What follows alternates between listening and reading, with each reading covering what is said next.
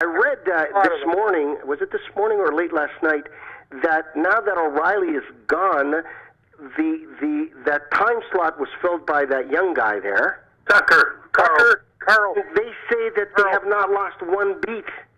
Yeah, his ratings went up the first show, guys. His ratings were stronger than O'Reilly's. Yep. I watched him the first 2 shows. He's outstanding. Yes, I've seen him before. He's very sharp, eh, Phil? He's very sharp and very articulate. He goes right at the guy, and he doesn't insult him. At the end of the day, he says, "Thanks for coming on.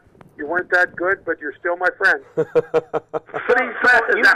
a big fan of Fox News and that station.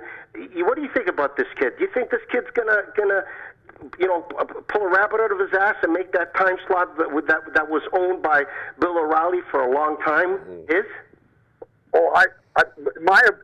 Listen. He's bright. He's articulate. And guess what, Frank? He's tall, dark, and good-looking. I was going to say that. What about you, Mr. Esposito? What do you think? You're a big fan of Fox. Yeah, I think Tucker Carlson is terrific. I did when I watched him on the morning shows because the way Bill says, he goes right after the guy. There's no bullshit, and he doesn't make them feel like he's better than them.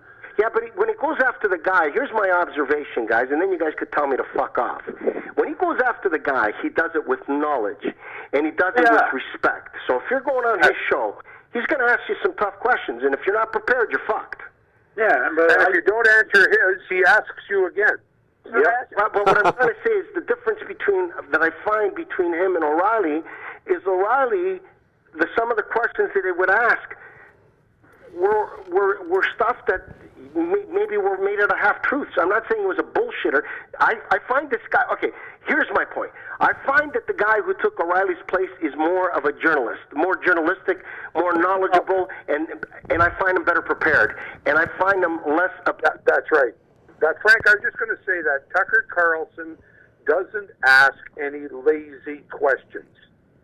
You can see by his questioning that he has done his homework. Mm-hmm. And I'll give you an example. I'll give you an example of how I did. So let's say I got Phil Esposito on my show, right? I would ask Phil, what are the greatest moments in your life? What are the biggest tragedies in your life? Now at this stage of your life, what do you want to achieve? Where do you think you're going to go? A guy like O'Reilly would ask him about a divorce.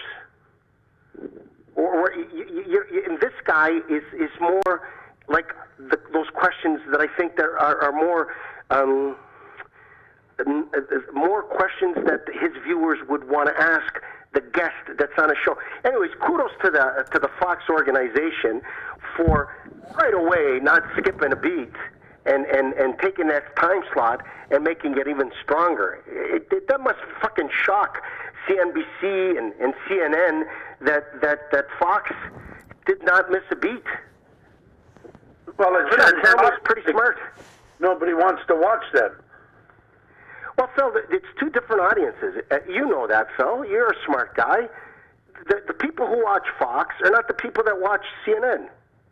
No, that's true, because I don't watch CNN. No, but they're different people. It's like somebody eating Thai food and somebody eating Italian food. 2 different tastes, buddy.